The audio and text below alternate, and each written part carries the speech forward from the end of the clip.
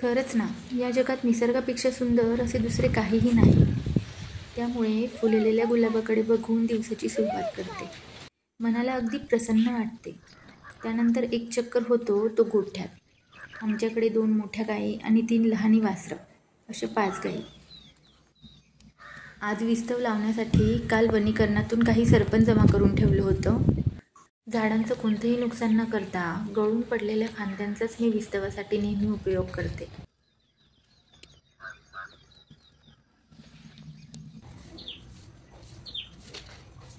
सर्व काम आटोपून झाल्यानंतर दुपारच्या वेळेला काही भेंडीची झाडे लावली. यंदा पाऊस उशिरा झाल्यानं पेरण्याही उशिरा झाल्या. आकाशात ढगांनी प्रचंड धडपड केली, मात्र पावसाचा एकही थेंब पडला नाही. वाचनाची तशी मला आवड, त्यामुळे रिकामा वेळ मिळाला की कोणतं तरी पुस्तक घेऊन बसायचं आणि ते वाचायचं.